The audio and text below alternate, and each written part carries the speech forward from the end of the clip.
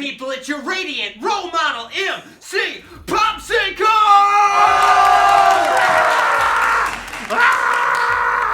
And welcome to a brand spanking new episode of Weird Movies Interviews, where we fight for relevance on a daily basis.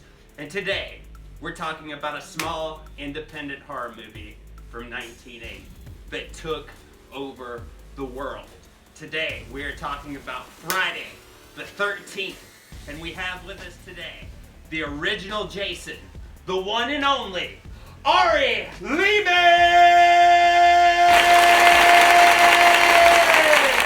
Hey everybody, it's me, Ari Lehman, the first Jason Voorhees from Friday the 13th.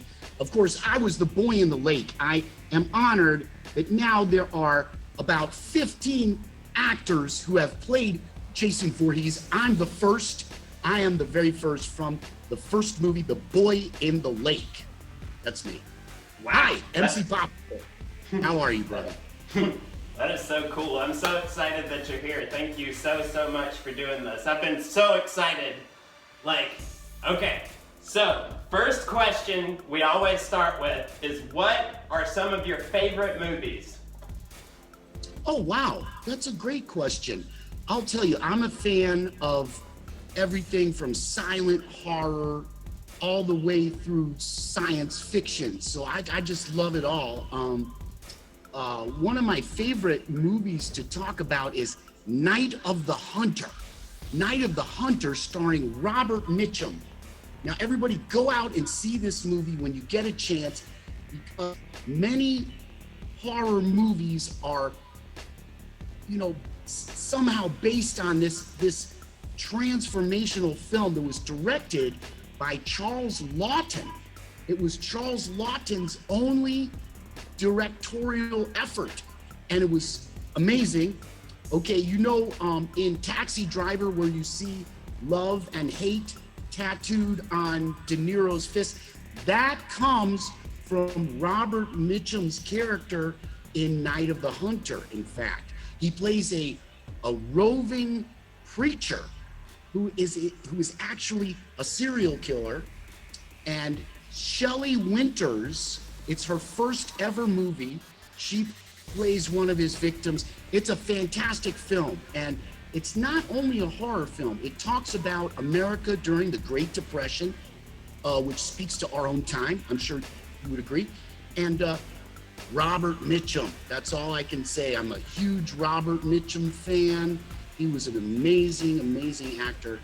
Check out Night of the Hunter. Night of the Hunter.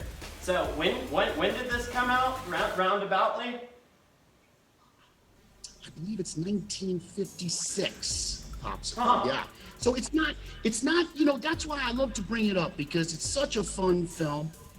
And it talks, I played a child in a horror movie, and it has these two kids who are just great little actors. I mean, you go back, so much of that movie was made on a soundstage, so it just reveals that Hollywood movie magic of the golden era of Hollywood.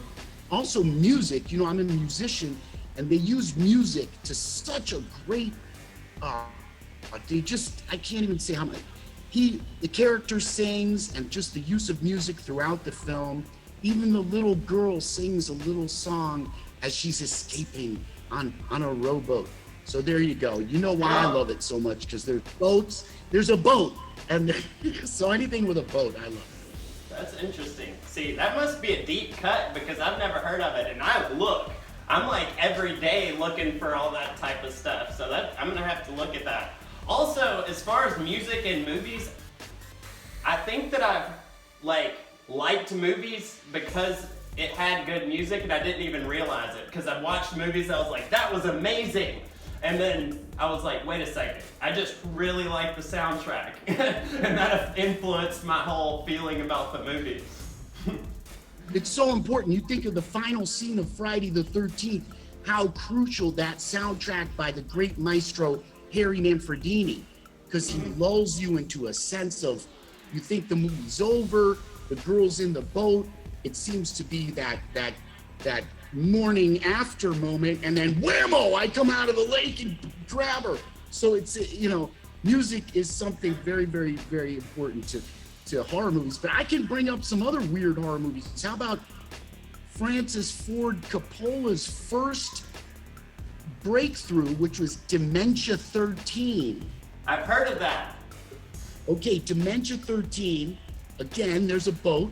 The whole movie starts, there's two people in a rowboat, and they're going out, and it's black and white, so it's just amazing the way it's shot. And so they go out into the middle of the lake, and the wife is saying to the husband, "Don't row so fast, your heart.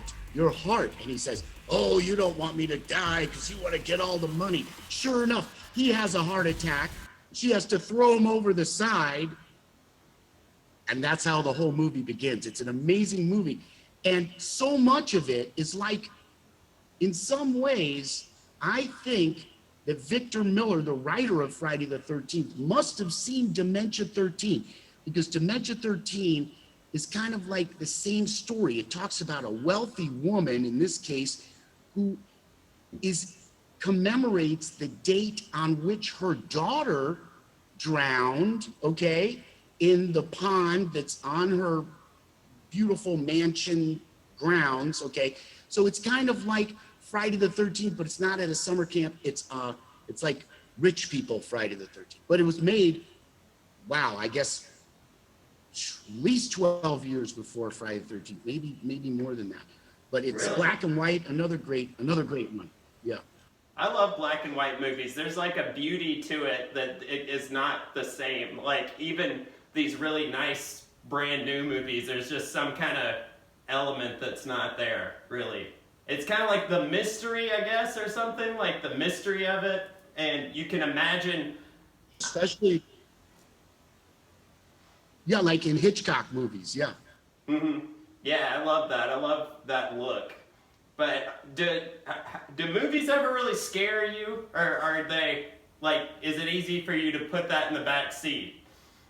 Oh, well, even though I'm not, that's a great question, Popsicle, because yeah, I got to see all the great special effects work of Tom Savini while I was working with him. So, but I'm into that psychological horror, you know? So, Me too. so it, you know what I'm saying? So it's not necessarily, the special effects that will get me, or especially nowadays where it's all CGI and it's like a video game or something.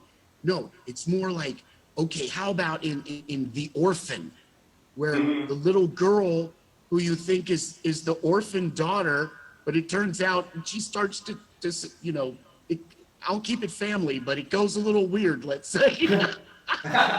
So The Orphan, that's a movie, man. That ending really threw me for a loop. So, or Hard Candy. If you remember Hard Candy, it's oh gosh, what's her name now? She's Elliot. She was. Yeah, I forgot her last name. Paige. How can we do this? Thank you, Ellen, now Elliot Page, or always Elliot Page, or whatever the case may be, did a brilliant job in Hard Candy, okay, which portrays a young girl who turns the tables on an internet predator. It's like, amazing. So that's the stuff that scares me, man. Yeah, I like that, and that's what I thought was really. I watched Friday the 13th again last night, and I like that it was vague. Like, you didn't really know what was happening for a long period in the movie. I mean, you knew people were dying, and it had basically been blamed on your character, but you never knew what quite was going on, and I think that psychologically was really cool, The first Friday the 13th is a horror movie, okay? The subsequent ones are slasher films, okay? And there is a difference. You've got that mystery factor, just like you're saying. And yeah, who's doing the killing? Is it the weird guy sweeping up at the diner, played by Erwin Keyes, or is it that truck driver who doesn't seem to like the kids, or maybe the policeman? There's all these subtle levels of conflict there. But then when Betsy Palmer, you know, and they saved it till the end as Pamela Voorhees, as my mom, you know, she comes out and boom, there she is. And the survivor girl runs into her arms and hugs her. Now that's a twist, okay? Hugs the killer. And Betsy famously says, "I'm not afraid." You know, I just love that moment, you know. But also, I insist that Betsy Palmer, who played Pamela Voorhees, okay, she played my mom in Friday the 13th. She had the same birth date as my mom, November 1st, and we were good buddies.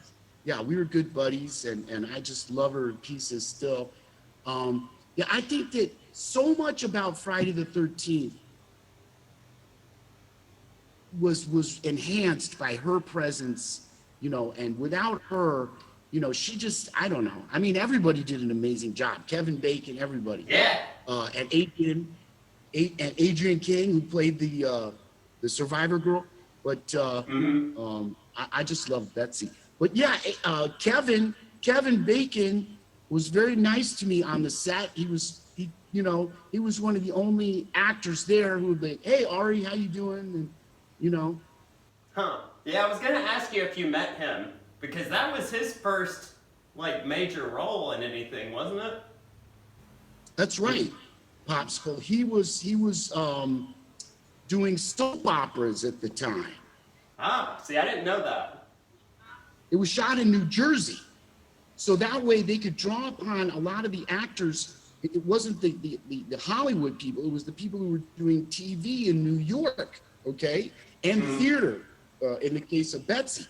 So, and was doing, I don't know, her lives, or I don't know what it was, but I have a good anecdote about Kevin, because, you know, I was kind of a serious little kid, you know, I was pretty intense. So I would go down to the lake and just look into the water to kind of imagine, you know, what it was like to turn into little Jason, you know, and all this dark stuff. And so I guess Kevin had been in the woods, you know, for a minute, you know, so he comes out, you know, and he sees me there all alone looking into the water. And he's like, "Hey, Ari, how you doing? What are you up to?" And I'm like, "I'm getting into character, man." And he just looked at me and he just started laughing, man. He just laughed so hard. He's like, you're 12 years old. I'm like, "I'm 14. No, I'm 14. Yeah. Yeah, that's it. I was gonna ask you about that. So you were 14 when y'all shot. You were 14. Yes. That's funny. So he got a good laugh out of that. He got a good laugh out of that. And he called everybody over. Yeah. So I hope, you know, we were thinking, I was talking to some different theaters, maybe we should have First Jason, my metal band, play together with the Bacon Brothers. See, that would be a good combination. It would be like First Bacon or something. Jason Bacon. That's fun. That's neat. See, yeah, I was wondering, because, like, a lot of your scenes, like, you were there with the girl, obviously, when you were flipping the boat and stuff, but I wondered how much interaction you had. So you were around everybody. Well, there's two scenes that I did, of course. There's the drowning sequence, and originally now, that was going to be the only appearance of Jason Voorhees in movie history, okay? Then, so that was shot in August. They wrapped. Then the production house said to the director and the writer, "We need something more. We need an ending, kind of like Carrie, which has a surprise ending." So they called me back in October. So the final scene when I come out and grab her was in October, okay? Like I thought, you know, I played a kid who drowns in a movie. You know, that's it. No, they called me up, "Ari, come back to the set." I said, "But my character is dead." They said, "No." And I remember what Sean Cunningham said to me. He said, "You get your revenge." Ooh. And I just got goosebumps. I said, "What?" You know, like, wow. You know, I didn't even ask. Just yes, let's do it. So, Wow. so yeah, so it was fun. And Sean Cunningham was very good at working with kids, and he knew how to get the scare. Okay, he says to me, Ari, they're out there. She's in the boat. Tom Savini is supposed to tip the boat over, but he whispers to me. He goes, "The cameras are rolling. Go out into the water, and then you won't be able to hear me say action. So just wait for the bubbles to clear, and grab Adrian." And I was like, "Wow, man!" And he goes, "So it's like," he says, "it's like you're the director." And so I was a little kid. He's a very smart director. I was like, "Wow, I'm the director? Wow, man." So I walked out into the water, and I had all of 30 seconds to decide, what am I going to do? Am I going to come out in a playful way? And I just said, she killed my mom. I grabbed the side of the boat. I just came whammo, but nobody was ready. He was rolling. So I grab her. I thought she was in on it and she would roll over, and no, she grabs my arm. She's like, "Get off of me," like that. What they did was they cut it just before she did that. So you see her genuine reaction of fear. Okay. Then she fell in the water, so they had to blow dry her hair and her shirt and everything. And now they said, "Ari, this time don't actually attack Adrian." He blamed it all on me, which is fine. And then I did it, slower. So when you watch it the next time, you'll see in that final moment, like you could see a medium shot. It's just black, and then they go back to the shot. So, yes, Wow. Movie magic. Yeah, that looked really good. Like, obviously, like the makeup, it's Tom Savini, right? Can you hear me? Yeah. Yes, Tom Savini did everything as far as the special effects goes. It was Tom Savini.